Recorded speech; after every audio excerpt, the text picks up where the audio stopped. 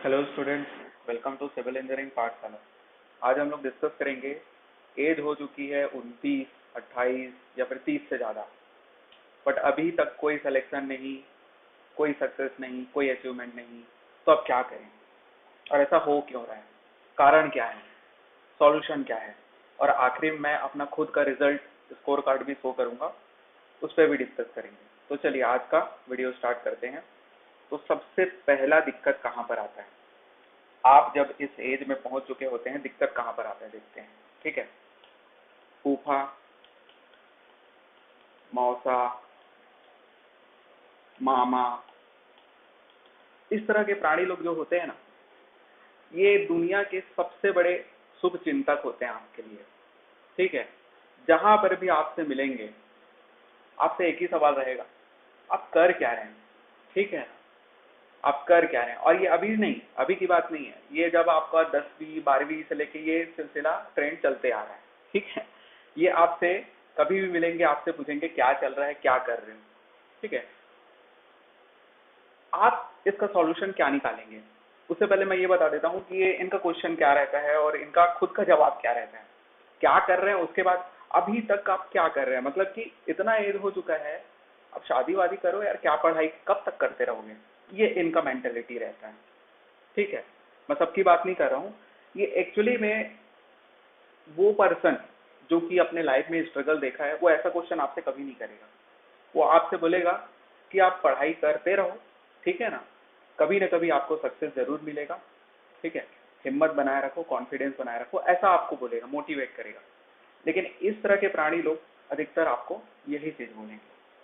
तो सॉल्यूशन क्या है, बेशरम बन जाओ। बेशरम बन जाओ कहने का मतलब ये नहीं है कि उनको उल्टा सीधा जवाब दो, मुंह में जवाब दो, ऐसा नहीं। पूछते हैं, ठीक है आप जवाब दो, नहीं हुआ, ठीक है, नहीं हुआ सिलेक्शन, नहीं आया अच्छा रिजल्ट, फेल हो गया, कोई दिक्कत नहीं। ठीक है, बेशरम बन जाओ, और कोई गिल्ट पालने की जरूरत नहीं है। हाँ, उसको उनको जवाब कब देना है, अपने सक्सेस से देना है। अरे समझ गए। अब देखो, ये जो आप इसके आपका जो सिलेक्शन का जो डिले हुआ है, आप इतने एज में पहुंच चुके हैं और अभी तक सक्सेस नहीं मिला है, उसके बहुत सारे कारण हो सकते हैं, जो रीजन आपको खुद को पता है। ठीक है, उनको नहीं समझ में आएगा, बताओगे तो भी नहीं समझ में आएगा, इसलिए टाइम वेस्ट करने की जरूरत नहीं है। उनको कोई भी किसी भी प्रकार का सफाई देने की जरूरत नहीं है कि मेरा इसलिए सिलेक्शन नहीं हुआ। अपने दिल पे रखो, देना है जवाब। किससे देना है, सक्सेस से देना है जवाब। ठीक है, हो सकता है कि कोई 28-29 साल के एज पे ही क्या किया हो, स्टार्ट किया हो प्रिपरेशन करना। ठीक है, हो सकता है कोई 5-6 साल से लगा हुआ है लेकिन अभी तक सक्सेस नहीं मिला है। ये सब हम लोग आगे देखेंगे। अच्छा, दूसरा प्रॉब्लम क्या आता है इस एज में, दूसरा सबसे बड़ा प्रॉब्लम आता है शादी का। ठीक है, इसको हम लोग दोनों के पर्सपेक्टिव से समझेंगे, मेल फीमेल दोनों का। एक तरफ हम लोग मेल लिख देते हैं, एक तरफ फीमेल लिख देते हैं। ठीक है, पहले तो हम लोग एज की बात करते हैं। अगर आप ठीक ठाक शहर में रहते हैं, एक अच्छे खासे शहर में रहते हैं, तो मेल का आज के समय में मैं बोलूंगा तो 30 से 31 साल लगभग शादी का उम्र हो चुका है। मतलब इतने एज में आप पहुंच चुके हैं, मतलब आपको शादी के लिए फोर्स किया जाएगा। ठीक है ना, अभी तक तो आपको फूफा मौसा के द्वारा किया जा रहा था, लेकिन इस एज में पहुंचने के बाद आपके पेरेंट्स के द्वारा भी किया जाएगा। ठीक है, ये लिख के ले लो। और फीमेल के लिए ये उम्र हो जाता है, एज हो जाता है 28 साल या फिर 28+।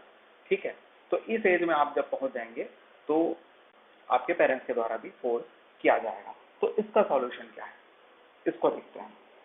इसका सॉल्यूशन ये है, कर लो शादी, क्या दिक्कत है। मेरी बात को समझना, ठीक है, मेरी बात को समझना। मतलब आपके पास जब कोई लास्ट ऑप्शन ही नहीं बचा, मतलब आपको पूरी तरह से फोर्स किया जा रहा है।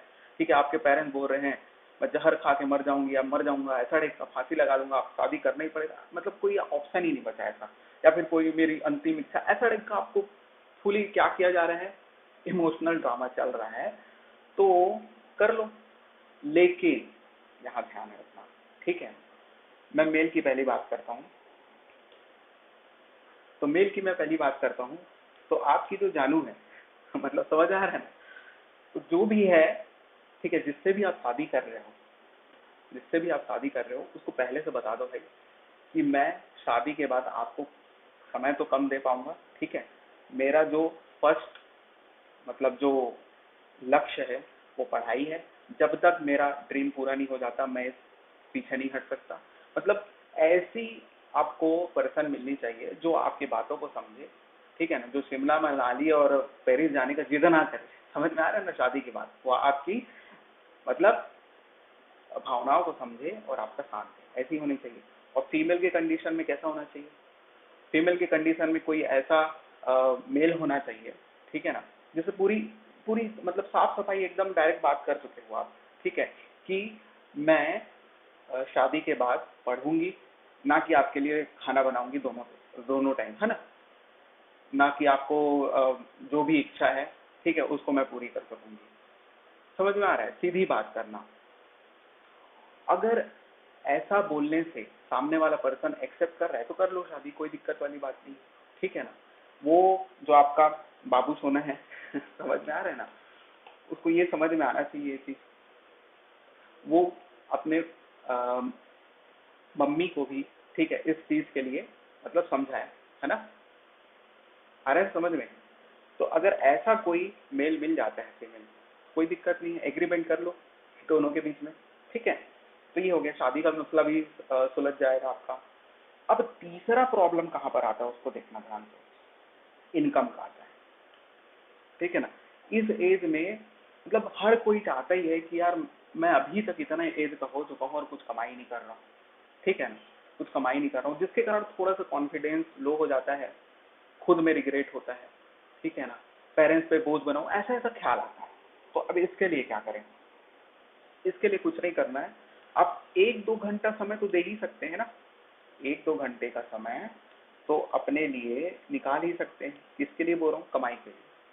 अब इस 1-2 घंटे में ऐसा कुछ काम को चुनो, अगर आपको ऐसा फील हो रहा है कि इनकम करना चाहिए, तब की बात हो रहा हूँ, जिसमें आप जैसे कि मेरे मेरे अगर मैं जो करता हूँ उसकी बात बताऊँ तो पढ़ाओ, ठीक है, पढ़ाओ, उससे कुछ आपका इनकम आएगा, 1-2 घंटा पढ़ाओ, बाकी समय अपना पढ़ो।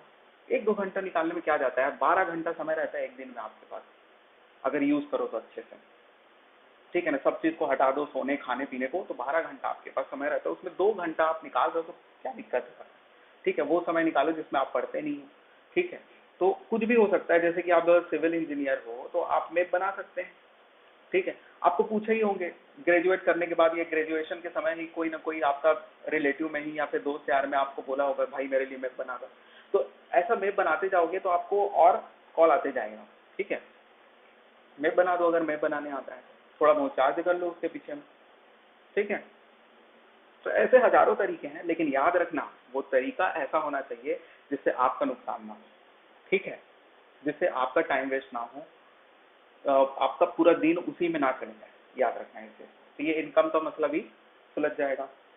उसके बाद हम लोग देखते हैं, इस एज में जब आते हो ना तो जनरली आपका जो कॉन्फिडेंस है वो लो हो जाता है, और अधिकतर लोग ये सोचते हैं कि मैं इतना एज का हो गया हूँ, ठीक है, क्या होगा आगे, मतलब आगे की सोचने लग जाते हैं, अगर नहीं हुआ तो सिलेक्शन क्या होगा, ये सब एकदम बकवास बात है, फालतू की बात है।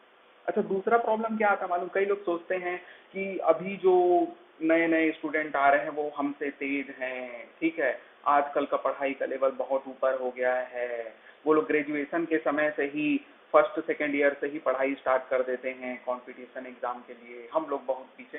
ये सब एकदम बकवास की बात है।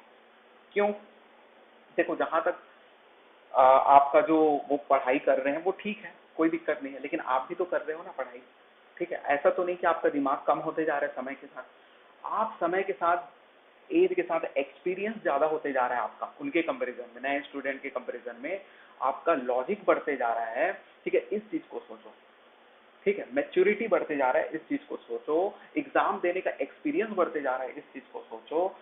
और जो जहां तक मेंटल का ख्याल आ रहा है ना कि दिमाग आपका कम हो रहा है, लॉजिक आपका कम हो रहा है, ऐसा कई लोग के में आता है, तो उनको मेरे लिए एक ही सलाह है कि भाई डेली एक्सरसाइज करो, ठीक है ना, डेली एक्सरसाइज करो, कॉन्फिडेंस बहुत बूस्ट होगा, कम से कम आधा घंटा तो कर लो, कम से कम आधा घंटा कर लो। ये एक्सरसाइज किसी भी तरह का हो सकता है, जिसको आपका सुबह उठ के घूमना पसंद है, वॉक करना दौड़ना पसंद है वो घूमे, ठीक है, जिनको जिम जाना पसंद है वो जिम जाए, जिनको योगा करना पसंद है योगा करे, ठीक है। तो इससे आपका दिमाग का भी प्रॉब्लम सॉल्व हो जाएगा, अरे समझ में।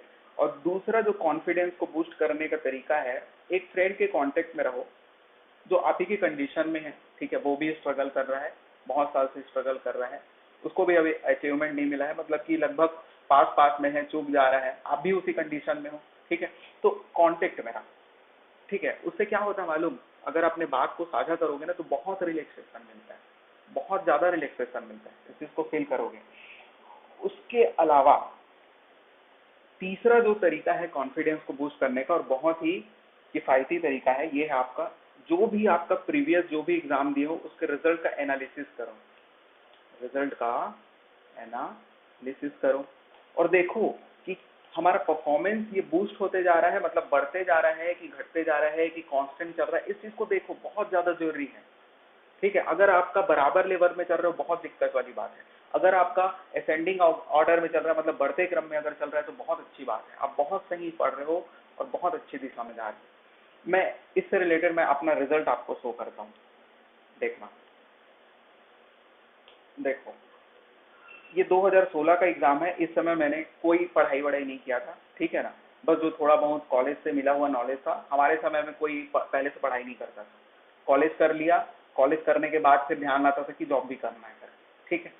तो इस समय क्या हुआ 2016 में, कुछ ऐसा, नंबर को बस देखना, बाकी कुछ देखने की जरूरत नहीं है, नंबर को देखना, नंबर कितना आया है, ठीक है, इस नंबर को देखना, नंबर क्या मेरा बढ़ते जा रहा है, इस चीज को देखना। तो 2016, ठीक है, इस समय और कुछ एग्जाम हुआ था, पीएचई वगैरह भी हुआ था जो कि लगभग इसी तरह का नंबर आया था, ठीक है ना, उसमें भी मेरा सिलेक्शन नहीं हुआ था, बिना पढ़े एग्जाम थे, ठीक है। मैंने 2017 में नॉन टेक की कोचिंग की, उसके बाद 2018 से पूरी तरह से टेक्निकल में समर्पित, 2018 से फिर टेक्निकल का एग्जाम देना स्टार्ट किया।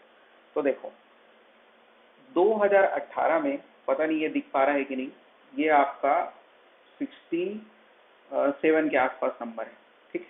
तो देखो ये इंक्रीज हुआ, ये कौन सा एग्जाम है, ड्राफ्टमैन का एग्जाम है, ठीक है, और कुछ देखने की जरूरत नहीं है। अब उसके बाद फिर 2018 में ही, ये 2016 था, 2017 में तो फिर कोई एग्जाम नहीं हुआ था, एक एग्जाम बस हुआ था जो कि एसीएस स्टेट इंजीनियरिंग सर्विस का हुआ था, ठीक है, वो भी उसका भी एग्जाम री एग्जाम ऐसा करके 2018 तक पहुंच चुका था, ठीक है। तो ये आपका 2018 का ड्राफ्टमैन का एग्जाम है। इसी समय आपका नगर निगम का एग्जाम हुआ था, पीडब्ल्यूडी का एग्जाम हुआ था, उसका रिजल्ट मेरे को मिल नहीं रहा है, ठीक है, एडमिट कार्ड भी नहीं मिल रहा है, कुछ नहीं मिल रहा है। तो नगर निगम में मेरे को याद है मेरा नंबर करीब 76-77 आया था, और इसमें जो पीडब्ल्यूडी में 80 के आसपास नंबर आया था, दोनों में कोई सिलेक्शन नहीं मिला। लेकिन इस चीज को देखो, क्या मेरा नंबर बढ़ रहा है, बढ़ रहा है, ठीक है, 61, उसके बाद 67, 77, 80, ठीक। अब इसके बाद 2019 में आ जाओ, 2019 में आने के बाद मेरा नंबर कितना बढ़ गया, 94, लगभग 93.81, ठीक है। इसके बाद मैंने एक एग्जाम दिया जो कि था सीएसईबी का, सीएसईबी जेई का जो अभी अभी एग्जाम हुआ है, ठीक है। इस एग्जाम की अगर मैं बात करूं तो इस एग्जाम को तो मैं क्या बोलूं, इसमें मतलब लगभग अगर जिसका 60-65 नंबर सही सही बन रहा है वो बहुत अच्छे कंडीशन में था, ठीक है। जिसका नहीं हुआ सिलेक्शन कोई बात नहीं है, मेरा भी नहीं हुआ सिलेक्शन। तो 60-65 नंबर ऐसे क्वेश्चन थे जो बन रहे थे अच्छे खासे, लेकिन उसके बाद जय माता दी, जय माता दी मतलब समझ रहे हो ना, तुक्का लगाओ, ठीक है, तुक्का लगाओ कंपटीशन में, जो जिसका लग काम कर गया वो जीत गया इस एग्जाम को, ये मेरा मानना है, ठीक है। 60-65 is a very good score, ठीक है, भले नहीं सिलेक्शन हुआ कोई दिक्कत वाली बात नहीं है। उसके बाद हम लोग आते हैं सीएसईबी जेई के बाद जो अभी का एग्जाम चल रहा है आपका, कौन सा एग्जाम था आपका, WRAC 2022 का एग्जाम। इसमें मेरा 100 के आसपास नंबर आ रहे हैं, ठीक, ठीक है। लेकिन मैं फिर वही बोला, सिलेक्शन का भूल जाओ, ठीक है, नंबर आप मिला लिए, ठीक है, कहाँ से मिला है, आपके जो जिससे पढ़े हैं उससे मिला है, ठीक है, नेट से खोज के मिला है जो नहीं मिला, ठीक है, ऐसे मिला लो, ठीक, 100% श्योर हो लो कि इसका ऑप्शन यही है कि नहीं, ठीक। किसी भी एक ट्यूशन क्लास के आंसर को एकदम आंख मूंद के भरोसा मत करना, मैं पहली बात कर रहा हूँ। और उसके अलावा नंबर अगर नहीं भी मिला रहे हो तो वेट कर लो, ठीक है, किसका मॉडल आंसर का, फिर एक्यूरेट नंबर आपको पता चलेगा। अभी तो कुछ भी, अब ये 100 नंबर है, 100 से कम भी हो सकता है, 100 से ज्यादा भी हो सकता है, कोई भरोसा नहीं है, ठीक है। लेकिन एक मोटे तौर पे पता चल गया कि इसके आसपास नंबर आ रहा है, सिलेक्शन होगा नहीं होगा वो बात की बात है, आ रहे हैं मोटे तौर पे। ऐसी आप अब लोग अपना एनालिसिस करो, ये हो रहा है कि नहीं हमारा, मतलब हम लोग अचीव कर पा रहे हैं कि नहीं, हमारा नॉलेज बढ़ रहा है कि नहीं, ठीक है। अब उसके बाद आगे देखते हैं, तो ये इस तरह से आपका कॉन्फिडेंस बूस्ट होगा, नहीं यार मैं तो पढ़ रहा हूँ, मेरा नंबर भी बढ़ रहा है, तो मैं तो आने वाले समय में जरूर अचीव करूंगा।